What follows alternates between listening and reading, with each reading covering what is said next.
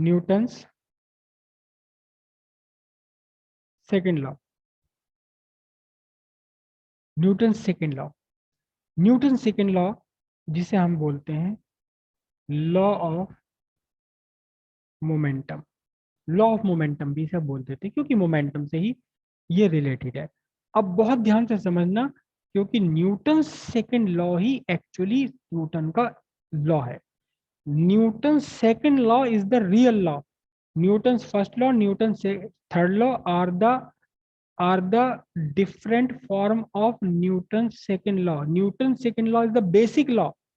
Newton second law में से ही first law निकल कर आता, न्यूटन सेकंड लॉ में से ही थर्ड लॉ निकल कर आता। तो न्यूटन सेकंड लॉ बहुत ध्यान से समझिएगा, बहुत ध्यान से समझिएगा, इसको बहुत ध्यान से समझिएगा। थोड़ा सा ये मैथमेटिकल है, थोड़ा सा मैथमेटिकल है ये, तो इसे बहुत ध्यान से आप समझिएगा। क्या है मैथमेटिकल? बहुत, एक बॉडी है, ठीक है, इसमें इसका अपना मास था, इसमें इसकी अपनी वेलोसिटी थी v1 वेक्टर। तो इसका मतलब इसमें इसमें इसका अपना मोमेंटम था कितना, mv1 वेक्टर। अब इस बॉडी पर आपने एक फोर्स लगा दिया। मैं बिल्कुल सिंपलेस्ट केस ले रहा हूं, ऐसा नहीं कि फोर्स आपकी वेलोसिटी वेक्टर की डायरेक्शन में हो। फ्लॉस जो फोर्स है ये अदर देन वेलोसिटी डायरेक्शन भी हो सकती है, लेकिन मैं सिंपलेस्ट केस ले रहा हूँ। फोर्स लगाया आपने, इस फोर्स लगाने से क्या हुआ कि इसकी जो वेलोसिटी है वो चेंज होकर के v2 हो गई, हम कहेंगे फिलहाल बढ़ करके v2 हो गई। तो इसका मतलब इसका मोमेंटम अब क्या हो गया, इसका मोमेंटम हो गया mv2। mv2, पहले मोमेंटम था p1, अब मोमेंटम हो गया p2। पहले था momentum mv1, initial momentum is mv1, now the momentum is increased to mv2। it means there is a change, there is change in momentum. Momentum में कुछ change हुआ। क्यों चेंज हुआ? By the force. फोर्स ने ही change किया इसमें। Is it clear? Is there any confusion in it?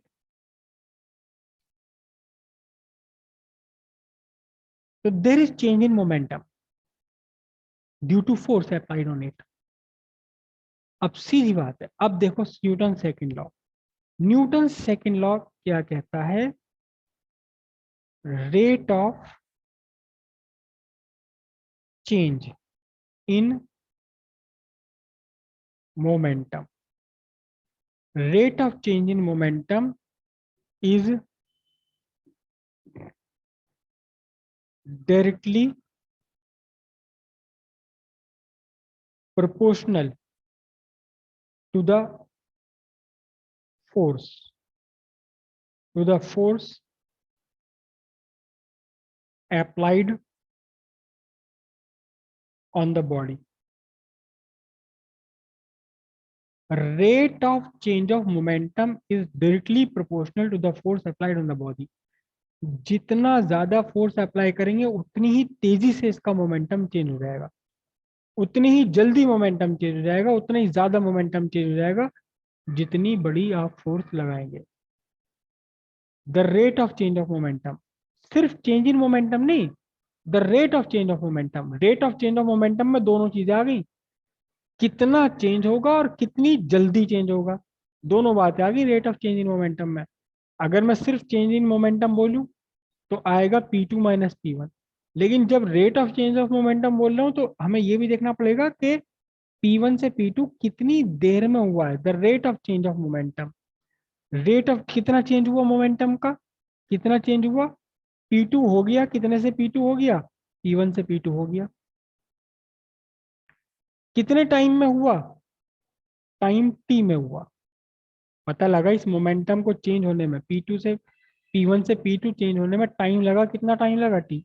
तो this is what rate of change of momentum. ये मोमेंटम है, change in momentum, change in momentum को आपने टाइम से डिवाइड कर दिया, अगर मैं इतना लिख देखूं P2 minus P1, this is the rate of change of, this is the change in momentum. Change in momentum को मैंने उस टाइम से डिवाइड कर दिया जितने टाइम में ये चेंज हुआ है, तो this is the rate of change of momentum.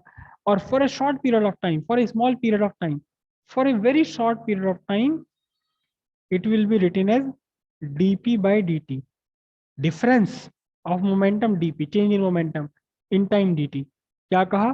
rate of change of momentum is directly proportional to the force applied on it, rate of change of momentum is directly proportional to the force applied on it, rate of change of momentum is directly proportional to the force applied on it। सीधी सी बात है, कोई इसमें कोई बड़ी बात है भी नहीं, जितना ज्यादा फोर्स लगाओगे उतना ही ज्यादा चेंज हो जाएगा मोमेंटम में, उतनी जल्दी चेंज हो जाएगा मोमेंटम में, ठीक है। लेकिन इसका आगे छोटी सी बात और कही उन्होंने, क्योंकि वेक्टर है ना ये वेक्टर है, चेंज इन मोमेंटम वेक्टर है, तो मोमेंटम का चेंज भी वेक्टर है।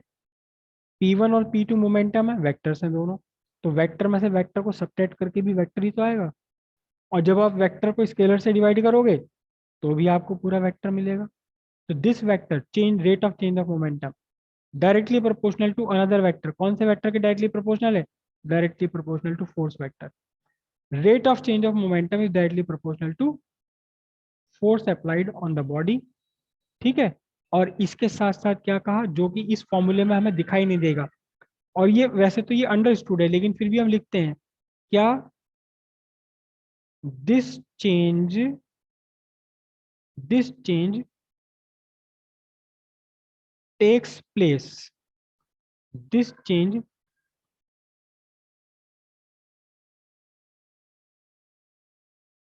takes place in the direction of, in the direction of force applied। मतलब ये चेंज किस डायरेक्शन में होगा? चेंज उसी डायरेक्शन में होगा जिस डायरेक्शन में आपने फोर्स अप्लाई करी है। अगर आपकी फोर्स मोशन के पैरेलल है, मोशन की डायरेक्शन में है, तो चेंज भी इसी डायरेक्शन में होगा। लेकिन अगर आपने फोर्स यहाँ लगाई होती तिरछी, तो फिर इसका चेंज कुछ और होता, फिर ये बॉडी यहाँ चलती। तो जो भी चेंज इन मोमेंटम है, मोमेंटम का मोमेंटम देखिए ध्यान से, change takes place in direction of motion, जिस डायरेक्शन में फोर्स अप्लाइड करी उसी डायरेक्शन में चेंज होगा। मोमेंटम फोर्स की डायरेक्शन में नहीं है, मोमेंटम फोर्स की डायरेक्शन में नहीं है। देखो मैंने अगर इस पर फोर्स यहाँ लगाई होती ऐसे, ये मेरी होती फोर्स, तो मोमेंटम की डायरेक्शन और फोर्स की डायरेक्शन कुछ और है।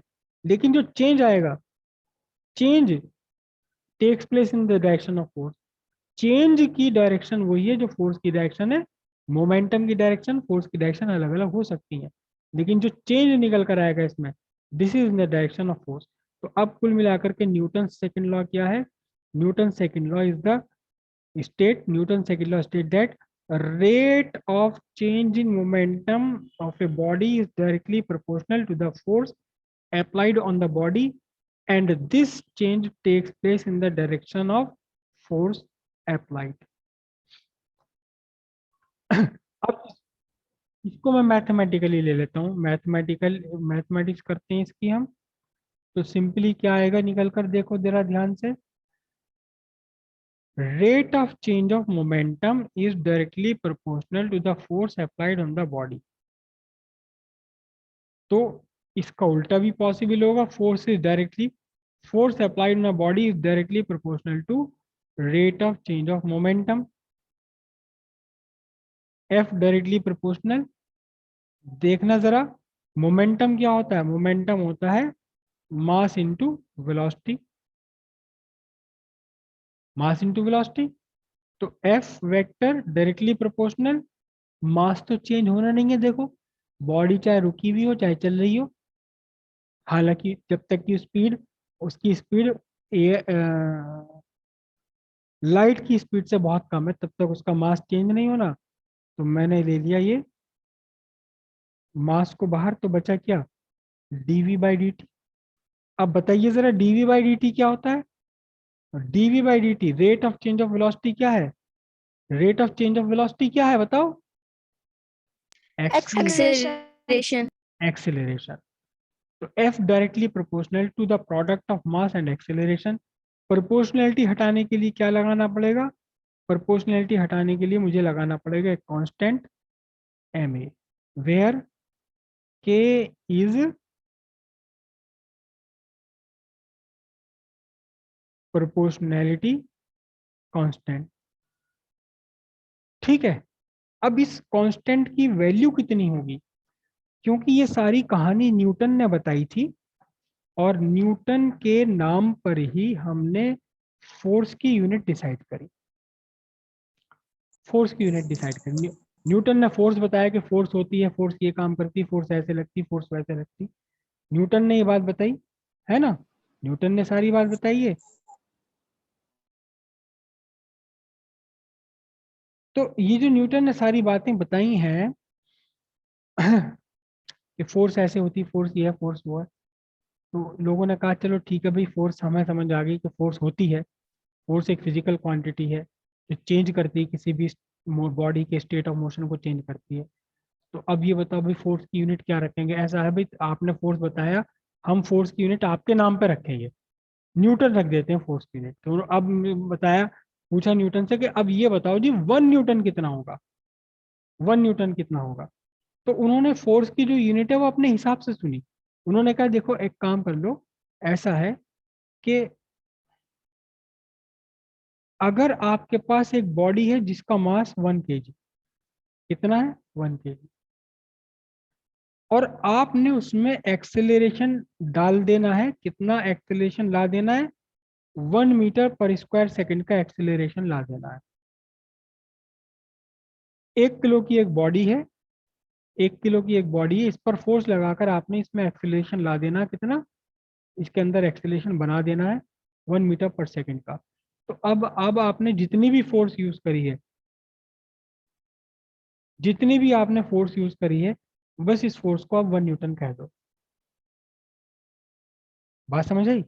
न्यूटन ने एक नई फिजिकल क्वांटिटी दुनिया के सामने रखी कि जी फोर्स, फोर्स एक फिजिकल क्वांटिटी है। क्या है फोर्स? क्या है? न्यूटन के फर्स्ट लॉ ने, न्यूटन ने अपने फर्स्ट लॉ से बताया कि फोर्स क्या है। फोर्स एक कॉज है जो किसी बॉडी के स्टेट ऑफ मोशन में चेंज करता है या चेंज करने की कोशिश करता है। बात समझ आ गई? जैसे आपको समझ आ गई ऐसी बाकी साइंटिस्ट को समझ आ गई। अब से लगभग 150 साल पहले की बात है ये। तो उन्होंने कहा कि भाई चलो ठीक है, अब फोर्स तो है, मगर कहाँ कितनी फोर्स होगी ये भी बता दो। कहने लगे जी, 1 किलो की आपकी कोई बॉडी है, एक एक बॉडी आपके यहाँ रखी हुई है, 1 किलो की है एग्जैक्टली है, ठीक है, विदाउट फ्रिक्शन एक टेबल पर रखी हुई है। इसमें आप चाहते हो कि इसका एक्सेलरेशन 1 मीटर पर स्क्वायर सेकंड आ जाए, 1 मीटर पर स्क्वायर सेकंड का एक्सेलरेशन इसमें आ जाए।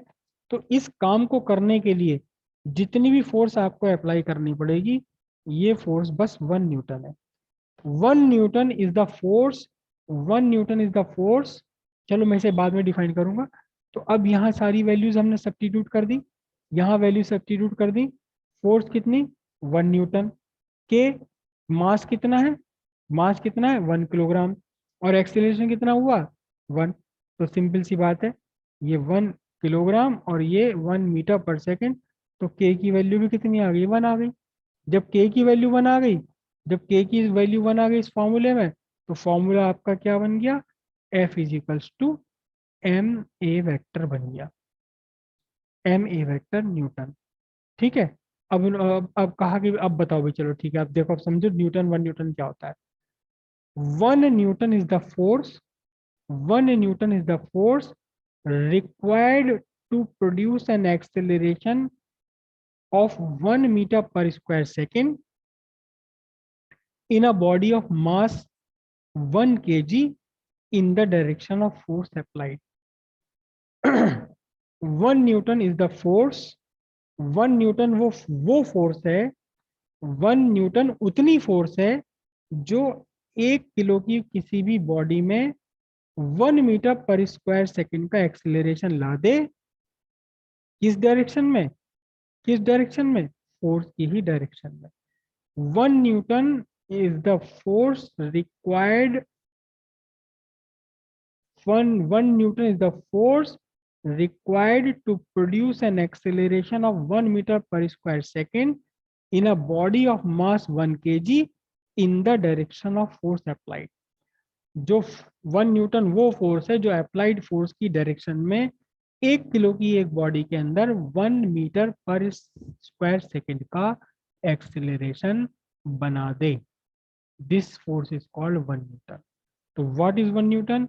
1 newton is the force which produce a acceleration of 1 meter per square second in a body of mass 1 kg in the direction of force applied.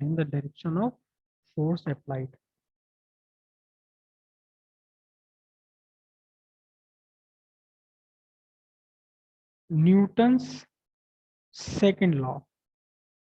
Newton second law क्या कर रहा है? Newton second law gives the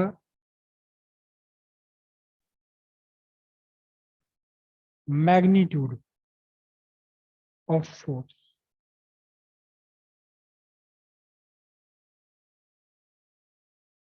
Newton first law ने क्या काम किया था? Newton first law ने क्या काम किया? Newton first law define force. Newton first law force define करता है कि फोर्स है कितनी. वो सॉरी, फोर्स है क्या? फोर्स है क्या भला? फोर्स है क्या ये बताया न्यूटन फर्स्ट लॉ ने. फोर्स है कितनी? फोर्स है कितनी बताया सेकेंड लॉ ने. फोर्स है कितनी? किसी बॉडी पर कितनी फोर्स लग रही है देख लो. बॉडी का मास क्या है और उसका एक्सीलरेशन कितना है under the influence of force. Under the influence of force. तो बस मास और एक्सीलरेशन का प्रोडक्ट ही क्या है? न्यू फोर्स का मैग्नीट्यूड है. तो Newton first law define force and Newton second law define the magnitude of force. कि फोर्स है कितना, फोर्स क्या है ये बताया न्यूटन फर्स्ट लॉ ने. फोर्स कितना है ये बताया न्यूटन सेकेंड लॉ ने. F equals to ma. This is mathematical expression of Newton second law. Newton second law का मैथमेटिकल रूप है ये, गणितीय रूप है ये.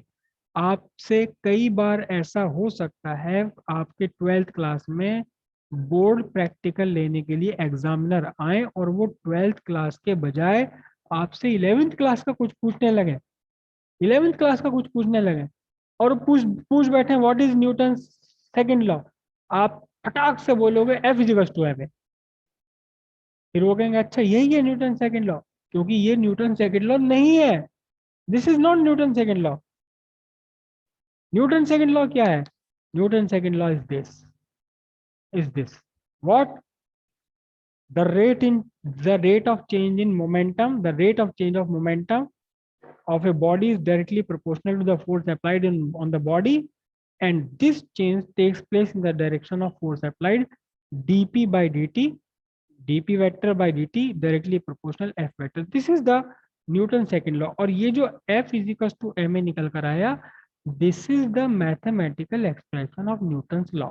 ये खुद अपने आप में न्यूटन सेकेंड लॉ नहीं है, न्यूटन सेकेंड लॉ का गणितीय रूप है.